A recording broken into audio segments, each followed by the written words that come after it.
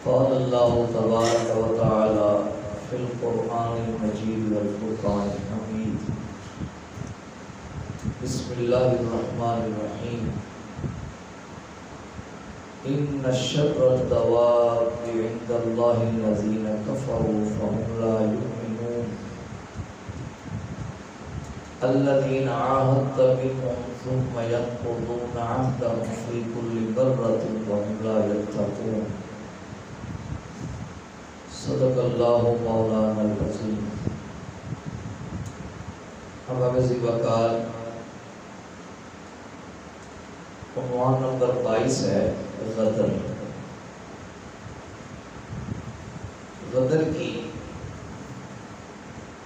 سادہ سی تعریف یہ ہے کہ بندہ وعدہ کر کے عہد شکنی کرے، اس چیز کا نام غدر ہے، یعنی دھوکہ دے. ایک بندے کے ساتھ وعدہ کیا، اس کو بڑی تسلیاں دی کہ جب تجھ پر کوئی وقت آئے گا تو پھر میں انشاءاللہ تیرے ساتھ کھڑا ہو جاؤں گا، یہ ہو جائے گا، وہ ہو جائے گا. نماز پڑھنے کا وعدہ کیا، مسجد میں آنے کا وعدہ کیا، سچ بولنے کا وعدہ کیا، ظلم نہ کرنے کا وعدہ کیا، زیادتی نہ کرنے کا وعدہ کیا، لیکن اس کو توڑ دیا. اس کو غدر کہتے ہیں. اللہ تعالیٰ نے قرآن مقدس کے اندر ارشاد فرمایا ان شر الدواب عند اللہ الذین کفروا فهم لا یؤمنون. فرمایا بے شک وہ کتنے برے جانور ہیں جو کفر کرتے ہیں اور ایمان نہیں لاتے. الذین عاہدت منهم ثم ينقضون عہدهم فی کل مرۃ وهم لا یتقون. آپ ان سے وعدہ کرتے ہیں، پھر وہ توڑ دیتے ہیں اور پھر اللہ سے ڈرتے ہیں. علامہ نعیم الدین مراد آبادی رحمۃ اللہ تعالی علیہ خزائن العرفان میں ان آیات کے متعلق فرماتے ہیں کہ شر الدواب کے بعد جو نازل ہونے والی آیتیں ہیں وہ یہودیوں کے حق میں ہیں. شر الدواب سے مراد وہ لوگ ہیں جنہوں نے کفر کیا. اور جب نبی کریم صلی اللہ علیہ وسلم نے اعلان نبوت فرمایا تو اس کے بعد کچھ عرصے کے بعد یہودیوں نے حضور صلی اللہ علیہ وسلم سے وعدہ کر لیا کہ ہم آپ کے ساتھ لڑائی بھی نہیں کریں گے، اور جو گروہ آپ کے ساتھ لڑائی کرے گا ہم ان کی کسی قسم کی کوئی مدد بھی نہیں کریں گے. جب کفار مشرکین نے نبی کریم صلی اللہ علیہ وسلم کے ساتھ لڑائی کی، جنگ کی، تو انہوں نے اتحادات کے ذریعے ان کی مدد کی. تو یہود شروع سے ہمارے ساتھ مخلص نہیں ہے. آج بھی وہ اپنی مختلف چالیں چل رہا ہے. رمضان مبارک قریب آتا تو کرونا آ جاتا ہے، حج قریب آتا تو کرونا آ جاتا ہے، عمرہ قریب آتا تو کرونا آ جاتا ہے. پورا سال کرونا کی طرف آتا ہے. ہمیں سمجھ نہیں آتی. یہ نہیں کہتے مرض نہیں ہے. وہ کیسی مرض ہے جو ایک دن 5600 مریض لاتی ہے، اگلے دن 4800، اگلے دن 4200، تو پھر ڈائریکٹ ہی رات کی کل کی رپورٹ 3377. پھر بھی معتکفین پہ ظلم و تشدد کیے گئے. مختلف علاقوں سے رپورٹیں آئیں کہ معتکف کو مارا بھی گیا، ان کو تکلیف بھی دی. یہ سارا کیا ہے؟ یہ سارا اسلام کے خلاف پراپیگنڈا چل رہا ہے. اعتکاف سے بڑا کر نتیجہ کیا ہو سکتا ہے؟ ایک بندہ وضو کر کے مسجد میں بیٹھا ہے، اللہ کا قرآن پڑھ رہا ہے اور احتیاط برت رہا ہے اور تہجد کی ادائیگی کر رہا ہے، روزہ رکھ رہا ہے، تراویح پڑھ رہا ہے، نوافل پڑھ رہا ہے، توبہ استغفار کر رہا ہے، حضور کی امت کی بھلائی کے لیے دعا مانگ رہا ہے، اس کو کیا کہنا کرنا؟ اور یہ اسلام کی پاور بتانی چاہیے. ہمیں سمجھ نہیں آ رہی. ہندوستان کے لوگوں کو سمجھ آ گئی ہے. جو پہلے مساجد میں جانے والے لوگوں پر فائرنگ کیا کرتے تھے، اب وہ ان کے قدموں میں گر رہے ہیں کہ تمہارا رب بھی طاقت رکھتا ہے اس کو دور کرنے کی. نماز تراویح کے بعد اپنے رب سے دعا مانگو. تو یہودیوں نے حضور سے وعدہ توڑا، پھر معذرت کی تو پھر وعدہ توڑ دیا. تو اللہ تعالیٰ نے پھر ان کے حق میں ان آیت کریمہ کا نزول فرمایا. حدیث مبارک حضرت عبداللہ بن عمر رضی اللہ تعالیٰ عنہ سے روایت ہے کہ نبی کریم صلی اللہ علیہ وسلم نے فرمایا جو بندہ وعدہ کر کے توڑتا ہے اس پہ اللہ کے فرشتے اور تمام انسان اس پہ لعنت بھیجتے ہیں. تمام انسان اس پہ لعنت بھیجتے ہیں. دوسری قصہ طیبہ حضرت حاکم بن اسار رضی اللہ تعالیٰ عنہ سے روایت ہے کہ رسول کریم صلی اللہ علیہ وسلم نے ہمیں ایک دینی لشکر بنا کے بھیجا جنگ کرنے کے لیے. تو حضور علیہ الصلوۃ والسلام نے فرمایا جو اللہ کے ساتھ کفر کریں انہیں قتل کرنا لیکن ان کا مسئلہ نہ کرنا، یعنی ناک نہ کاٹنا، کان نہ کاٹنا، ان کے چہرے کا بگاڑ پیدا نہ کرنا اور عہد شکنی نہ کرنا. جو وعدہ کر لو اس کو توڑنا نہیں، چوری نہ کرنا اور بچوں پہ ظلم نہ کرنا، عورتوں کو قتل نہ کرنا. حضرت عبداللہ بن عمر رضی اللہ تعالیٰ عنہ سے حدیث روایت ہے نبی کریم صلی اللہ علیہ وسلم نے فرمایا جس بندے کے اندر 4 چیزیں پائی جائیں وہ بندہ منافق ہے. ان چاروں میں سے ایک علامت بھی پائی جائے جب تک اس کو چھوڑ نہ دے وہ بندہ منافق ہے. نمبر 1 وعدہ کرے تو توڑے.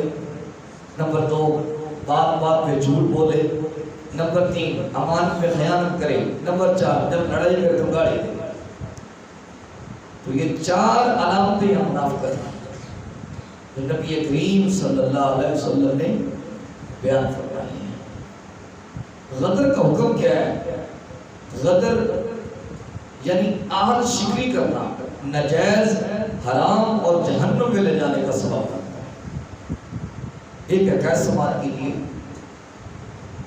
حدیبیہ کے مقام پر جب نبی کریم صلی اللہ علیہ وسلم کے ساتھ صلح ہوئی، صلح حدیبیہ کے مقام پہ، تو اس وقت عرب کے قبائل کو اختیار دیا گیا کہ عرب کے قبائل میں سے جو قبیلہ چاہے وہ حضور صلی اللہ علیہ وسلم کے ساتھ ہو جائے اور جو چاہے وہ قریش کے ساتھ ہو جائے. 2 قبیلے تھے، ایک بنی بکر تھے اور ایک بنی خزیم تھے. بنی بکر نے قریش کے ساتھ مل جول کر لیا، ان کے ساتھ مل گئے، اور بنی خزیم کے جو لوگ تھے انہوں نے نبی کریم صلی اللہ علیہ وسلم کے ساتھ معاہدہ کر لیا. اب جو بنی بکر کے لوگ تھے نا کچھ عرصہ گزرنے کے بعد انہوں نے بنی خزام سے، ان کی پرانی دشمنی چل رہی تھی، عداوت چل رہی تھی، تو انہوں نے بنی بکر والے لوگوں نے بنی خزام کے لوگوں پر رات ہی رات حملہ کر دیا. ان کو گاجر پوری کی طرح کاٹنا شروع کر دیا، ان پہ ظلم کرنا شروع کر دیا، زیادتیاں کرنا شروع کر دی. اب انہوں نے کیا کیا؟ وعدہ توڑا. کیا کیا؟ وعدہ توڑا. اور جب بندہ وعدہ توڑتا نا تو اس کو بھی عقل بھی نہیں رہتی، اس کو ہوش بھی نہیں رہتی. وہ کہتا میں ہی ٹھیک کر رہا ہوں. وہ اتنا اندھا ہو جاتا ہے، میں آپ کو بتاتا ہوں، اتنا اندھا ہو جاتا ہے پھر اس کو اللہ کے گھر کا پاس بھی نہیں رہتا، اور اللہ کا گھر عام گھر بھی نہیں، بیت اللہ کا پاس نہیں رہتا. بنی خزام کے لوگوں نے حرم میں آ کے پناہ لی کہ حرم میں لڑائی حرام ہے، تو حرم میں ہمیں پناہ مل جائے گی. تو بنی بکر کے لوگوں نے حرم کے اندر ہی تلوار چلا اور اپنی قوم سے چلا چلا کے کہا کہ یہ دوبارہ موقع ہاتھ نہیں آئے گا، آج ان کو گاجر پوری کی طرح کاٹ. تو جب بندہ وعدہ توڑتا ہے نا تو پھر پرے پچایت نہیں، پھر اس کو مسجدوں کا پاس بھی نہیں رہتا، پھر ان کو حرم کا پاس بھی نہیں رہتا. یہ اتنی بری چیز ہے، یہ بندے کو اندھا کر دیتی ہے، یہ بندے کو بندے کی اوقات سے باہر نکال دیتی ہے. اس لیے کبھی بھی وعدہ نہیں توڑنا چاہیے. وعدہ کرتے وقت 1000 بار سوچیں کہ کہیں مجھ سے یہ وعدہ ٹوٹ تو نہیں جائے گا. کہیں یہ بعد میں وعدہ ٹوٹ کر مجھے اندھا تو نہیں کر دے گا. یہ بہت بڑی مصیبت ہے. غدر کے اسباب کیا ہے؟ غدر کا سب سے پہلا سبب ہے قلت خشیت. یعنی غدر وہ بندہ کرتا ہے، وعدہ کر کے وہ بندہ توڑتا ہے جس کے اندر اللہ کا ڈر تھوڑا ہوتا ہے، جس نے شاید یہ سمجھ رکھا ہوتا ہے کہ میں نے تو رب کے ہاں حاضر ہی نہیں ہونا، مجھے تو جواب ہی نہیں دینا پڑنا، میں نے کون سا حساب دینا، چلو جی وعدہ کیے جاؤ توڑے جاؤ، کیے جاؤ توڑے جاؤ. تو اس کا علاج یہ ہے کہ بندہ اپنے اندر اللہ کا ڈر پیدا کرے. بندہ یہ اپنے اندر تصور پیدا کرے کہ کل میں نے کسی کی عدالت میں حاضر ہونا ہے، کل مجھے کسی کے سامنے جواب دہ ہونا ہے، مجھ سے کسی نے کل پوچھ گچھ کرنی ہے، میں نے عدالت الہیہ میں کھڑے ہونا ہے. کوئی وہاں پہ سفارش نہیں چلے گی، کوئی وکیل نہیں ہوگا. وکیل پتہ ہی کون ہوگا؟ جب بندہ کہے گا نا میں نے یہ نہیں کیا، ہاتھ کہے کہ اللہ اس نے کیا ہے، پاؤں کہے کہ اللہ اس نے کیا ہے، زبان کو لگ جائیں گے تالے، کان کہیں کہ اللہ اس نے یہ کیا ہے، پاؤں بھی گواہی دے رہے ہوں گے، ہاتھ بھی گواہی دے رہے ہوں گے، کان بھی گواہی دے رہے ہوں گے. تو یہ اس وقت وکیل ہوں گے اور کوئی وکیل نہیں چلے گا. تو اللہ کا ڈر پیدا کرنا چاہیے. اور دوسرے اس کا سبب کیا ہوتا ہے؟ حب دنیا. جب بندے کے اندر دنیا کی محبت آ جاتی ہے، جب اس کو کوئی دنیاوی نقصان ہونے لگتا ہے، کہتا ہے آگے دیکھی جائے گی، بس یہاں پہ تو ذرا عیش و عشرت کر لو نا، یہاں پہ وعدے توڑ کے دنیا اکٹھی کر لو، آگے پھر دیکھی جائے گی. آگے کس نے دیکھا ہے؟ دیکھی جائے گی جو یہ جو ساری مولویوں کی باتیں ہیں.